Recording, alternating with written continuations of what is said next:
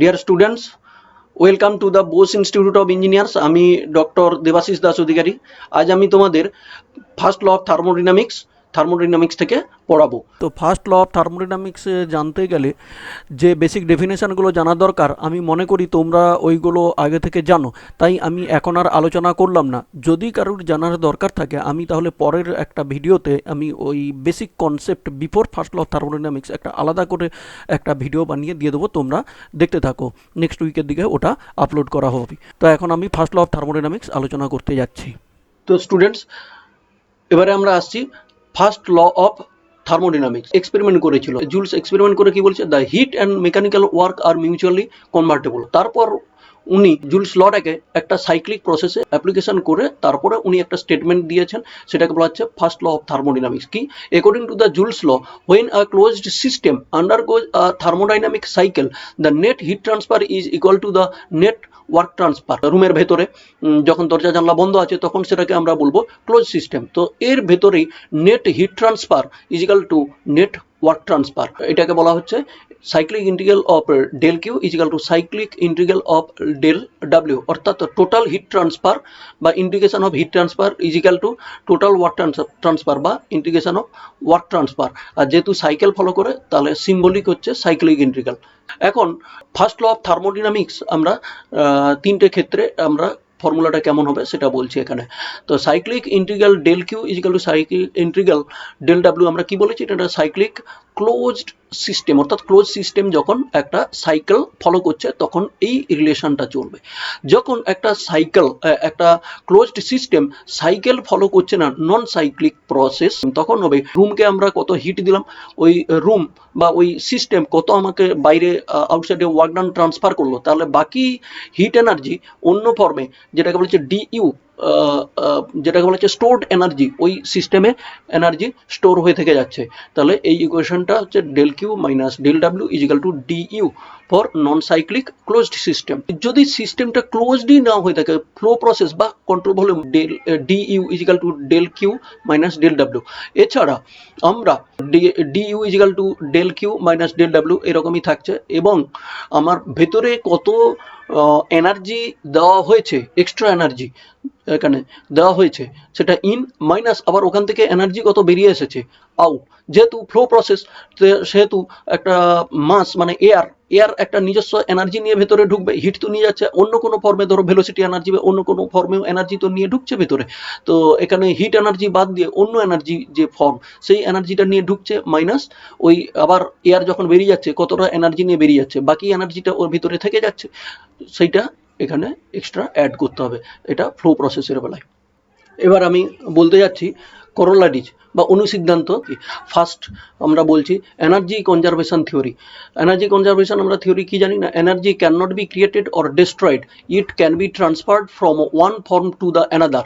Energy conservation theory obey করছে আমার এই ফার্স্ট ল অফ থার্মোডাইনামিক্স, সেটা আমরা এখানে এক্সপ্লেন করছি। দেখো এখান থেকে এইটা হচ্ছে এক্সপ্লেনেশন। কি না, when a system undergoes a change of state, then heat and work transfer takes place. আমরা এটা অবশ্যই জানি, যখনই স্টেট চেঞ্জ হচ্ছে বা যেটা বলছে প্রসেস ফলো করছে সিস্টেমটা, তখনই হিট এবং ওয়ার্ক ট্রান্সফার হচ্ছে, যেটা ফার্স্ট ল অফ থার্মোডাইনামিক্সে বলা হয়েছে cyclic integral del Q is equal to cyclic integral del W, সেটা হচ্ছে। Then net energy transfer is stored within the system called store energy. এই যে formula del Q minus del W is equal to dE, energy ভিতরে store হচ্ছে। আগেটা এখানে বলছে DU, এখানে ডিই বলেছি। তাহলে কি হচ্ছে, এনার্জি কোথাও লস হচ্ছে না।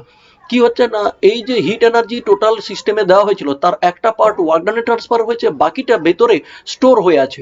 তো তাহলে এটা এই first law of thermodynamics energy conservation theory follow করছে।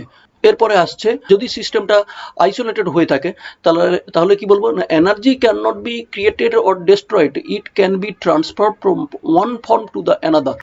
আইসোলেটেড সিস্টেমে দিয়ে আমরা সিস্টেমটাকে আইসোলেটেড করে রেখেছি, তাই হিট ট্রান্সফার হবে না আর ওয়ার্ক ট্রান্সফারও বাইরে যাবে না। ভেতরে যে এনার্জি আছে সেই এনার্জিটা তাহলে সবসময় থেকেই যাবে, সেটা constant. But energy conservation theory অনুযায়ী অন্য ফর্মে চেঞ্জ হতে পারে, নাও হতে পারে, কিন্তু ভেতরের এনার্জি টোটাল কনস্ট্যান্ট থাকবে। এটাই হচ্ছে সেকেন্ড করোলারি। থার্ড হচ্ছে পারপিচুয়াল মোশন মেশিন 1। থিওরিটা কি বলছে না, the machine which can produce work without corresponding expenditure of energy, অর্থাৎ আমরা ওয়ার্ক পাবো কিন্তু কোনো খরচ করব না, হিট এনার্জি খরচ করব না। সেটা কি কখনো সম্ভব? যে আমরা কিছু পেতে গেলে কিছু তো খরচ করতেই হবে, কিন্তু সেটা যদি হয়ে থাকতো তাহলে তো খুব ভালো হতো। সেই ইমাজিনারি মেশিনটাকে আমরা বলছি পারপিচুয়াল মোশন মেশিন, কিন্তু সেটা সম্ভব না। সেই জন্য বলা হয়েছে but PMM perpetual motion machine 1 is impossible, এটাকে বলা হচ্ছে থার্ড করোলারি। এরপরে আমরা যাচ্ছি লিমিটেশনস। এরপরে আসছি limitations of the first law of thermodynamics. কি কি লিমিটেশন আছে বা কি কি ভুলভ্রান্তি এখানে রয়েছে। প্রথমত এখানে ডাইরেকশন অফ ফ্লো সম্বন্ধে কিছু বলা হয়নি। ডাইরেকশন অফ ফ্লো বলতে কি বলতে চাইছে, আমরা জানি naturally heat can flow from hot body to a cold body only, কিন্তু এখানে হিট কোন দিক থেকে কোন দিকে ফ্লো হচ্ছে, কোল্ড বডি থেকে হট বডিতে না হট বডি থেকে কোল্ড বডিতে, সেসব কিছু এখানে বলা নেই। অর্থাৎ direction of flow of heat এখানে বলা নেই। তো হট বডি কি না, যার কিছু একটা বেশি, সেটা কি না টেম্পারেচার, সেই টেম্পারেচারের ডেফিনেশনও তখনও আসেনি, যেটা জিরোথ লতে বলা হয়েছে, পরে এটা এসেছে, আমি পরে জিরোথ ল সম্বন্ধে বলবো। দেখা গেছে only total work can be transformed into heat, দেখা গেছে যে total work can be destroyed into the heat. এখানে ডেস্ট্রয় বলবো কেন, আমরা ওয়ার্ক ডান তো পাওয়া অনেক কষ্ট করে, ওয়ার্ক ডান পুরোটাই হিটে নষ্ট হয়ে যেতে পারে, but total heat can not be transferred into the work. আমরা যে পরিমাণ হিট খরচ করি সেই পরিমাণ ওয়ার্ক ডান আমরা পাই না, অর্থাৎ 100% ওয়ার্ক ডান আমরা কখনো পাই না। Heat and work can not be mutually convertible, কিন্তু এখানে ফার্স্ট ল অফ থার্মোডাইনামিক্সে বলা হয়েছে heat and work can be mutually convertible, অর্থাৎ পুরো হিট ওয়ার্ক ডানে ট্রান্সফার হতে পারবে, এইটাই ওখানে বলেছে, কিন্তু এটা প্র্যাকটিক্যালি সম্ভব হয়নি, পরে এটা এক্সপেরিমেন্ট করে দেখা গেল। তো এটাও একটা লিমিটেশন, যার জন্য কেলভিন প্ল্যাঙ্ক স্টেটমেন্ট হলো। আবার হিট অবশ্যই কোল্ড বডি থেকে হট বডিতে যেতে পারবে, এটাও থিওরি দিল কে না ক্লসিয়াস। ফলে এই লিমিটেশনগুলো থেকে সেকেন্ড ল অফ থার্মোডাইনামিক্স এলো। এবারে কয়েকটা এমসিকিউ নিয়ে আলোচনা করব। প্রথমে আসছি number 1, the expression integral P into dB can be used for obtaining work of non flow reversible process, steady flow reversible process, adiabatic reversible process, throttling process, all of the above. এক্ষেত্রে answer হবে A, non flow reversible প্রসেসের বেলায় integral P into dV. Second, strictly speaking all engineering processes are, এটা হবে D, সবগুলো প্রসেসই একদম ইররিভার্সিবল, যদিও আমরা থিওরিটিক্যালি রিভার্সিবল ধরে নিই, কিন্তু সমস্ত প্রসেসই হবে irreversible. Third question, first law of thermodynamics is the law of conservation of energy. Conservation of mass নয়, কনজারভেশন অফ মোমেন্টাম নয়, কনজারভেশন অফ হিট নয়, কনজারভেশন অফ টেম্পারেচার নয়, conservation of energy. Question number 4, according to the first law of thermodynamics heat and work R mutually convertible, practically is it possible? না, এটা possible নয়। লিমিটেশনে বলাই হয়েছে already, is all work done can be destroyed into the heat, but all heat can not be transformed into the work done. 100% efficient machine তৈরি করা সম্ভব না, তাই এটার অ্যান্সার হবে impossible, B, impossible. 5 number question, the internal energy of a system is the function of, এটা হবে বিতে temperature. Question number 6, measurement of temperature is based on zeroth law of thermodynamics. এটা বলা হয়নি, আমি বলে দিয়েছি, এটা টেম্পারেচারের ডেফিনেশনের জন্য জিরোথ ল এসেছে, সেটা আমি আরেকবার পরে বলে দেবো। আচ্ছা, এরপর 7 নম্বর question, properties of substances like pressure, temperature and density in thermodynamic coordinates are point function. এগুলোকে পয়েন্ট ফাংশন বলা হয়, প্রেসার, টেম্পারেচার, ডেন্সিটি। আর পাথ ফাংশন বলা হয় হিট এবং ওয়ার্ক ট্রান্সফারকে পাথ ফাংশন বলা হয়। For question, the work done in the expansion of a gas from volume V1 to V2 under constant pressure P equal to, answer B, P into d V বা V2 minus V1, এটা হবে work done. এরপরে আসছি আমরা 9 নম্বর কোশ্চেনে, heat energy stored in the gas and used for raising temperature of a gas is known as, এটাকে বলবো ইন্টারনাল এনার্জি। আমরা জানি internal energy is the function of temperature. এবারে question number 10, a process which undergoes energy loss due to friction is called. ফ্রিকশনের জন্য যদি energy loss হয় তখন সেটাকে আমরা বলবো ইররিভার্সিবল প্রসেস। এবারে question number 11, a definite area of a space where some thermodynamic processes takes place is known as thermodynamic system. কেন না আমরা ডেফিনিট এরিয়া বাইরে থেকে আলাদা একটা বাউন্ডারি দিয়ে আলাদা করে নেওয়া হয়েছে, যেখানে থার্মোডাইনামিক প্রসেসেস টেক্স প্লেস হচ্ছে, আমরা যেগুলো নিয়ে কনসিডার করব তখন ওইটাকে বলা হয়েছে সিস্টেম, যেটা বাউন্ডারি দিয়ে বাইরে থেকে আলাদা করে নেওয়া হয়েছে। এবারে question number 12, when a system changes its state from one equilibrium state to another equilibrium state আরেকটা, then the path of successive states through which the system has passed is known as thermodynamic process। কেন না state change হচ্ছে, তাই এটা thermodynamic process. 13 নম্বর প্রবলেমে হচ্ছে, in a general compression process 1 kilojoule of mechanical work is supplied to a 2 kg of fluid and 400 joule of heat is rejected to the cooling jacket. The change in specific internal energy would be।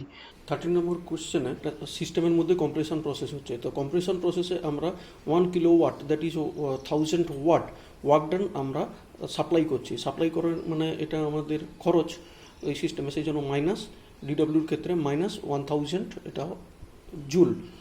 R system থেকে heat reject হচ্ছে না 400 joule. আমরা এটা জানি এই ফর্মুলাটা d Q equal to d W plus d U, first law of thermodynamics থেকে। Heat reject হচ্ছে 400 joule that is minus 400 joule. আর ওয়ার্ক ডান আমরা খরচ করছি অর্থাৎ সিস্টেমকে দিচ্ছি, সিস্টেম যদি দেয় তখন ওটা হবে পজিটিভ, তো সিস্টেমকে আমরা দিচ্ছি তাই মাইনাস 1 কিলোওয়াট অর্থাৎ মাইনাস 1000 জুল প্লাস ডিইউ। এখান থেকে টোটাল ইন্টারনাল এনার্জি কত হচ্ছে 600 জুল। ডি স্মল ইউ অর্থাৎ স্পেসিফিক ইন্টারনাল এনার্জি মানে ইন্টারনাল এনার্জি চেঞ্জ পার কেজি, তাহলে ডিইউ পার এম মাস অর্থাৎ 2 কেজি, তাহলে 600 জুল ডিভাইডেড বাই 2 অর্থাৎ 300 জুল। তাহলে এক্ষেত্রে অ্যান্সার হবে সি 300 জুল। তাহলে অ্যান্সার সি 300 জুল। এবার আসছি কোশ্চেন নাম্বার 14।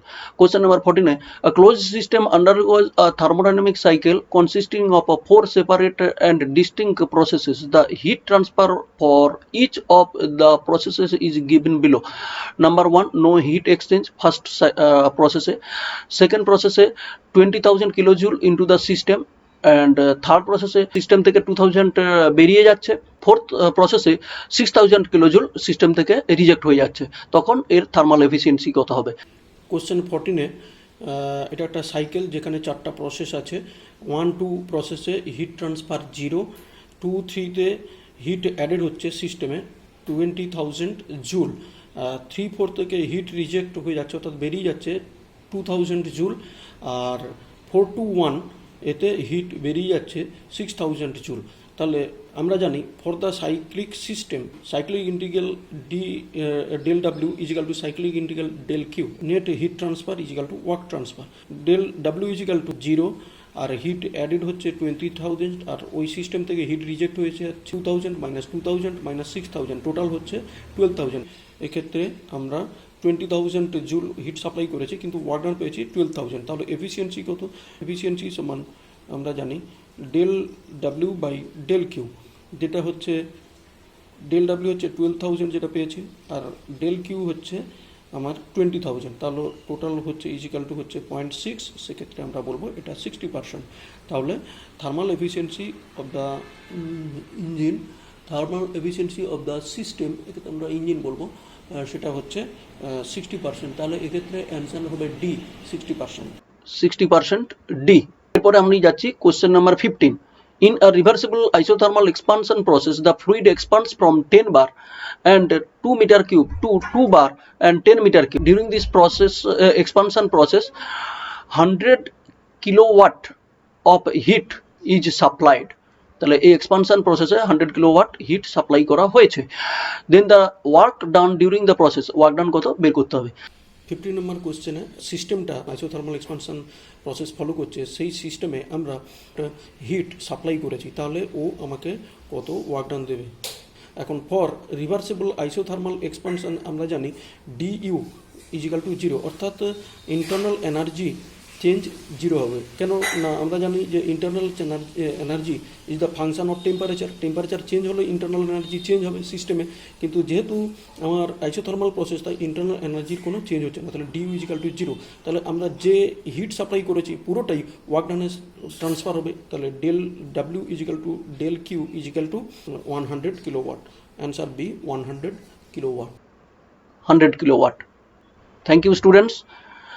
তোমাদের যদি ভিডিওটা ভালো লেগে থাকে, তোমাদের যদি কোনো উপকারে এসে থাকে, তাহলে তোমরা প্লিজ এই ভিডিওটা একবার লাইক করে দাও, তোমার বন্ধু বান্ধবদের শেয়ার করে দাও, আর প্লিজ আমাদের চ্যানেলটাকে সাবস্ক্রাইব করো। Take care.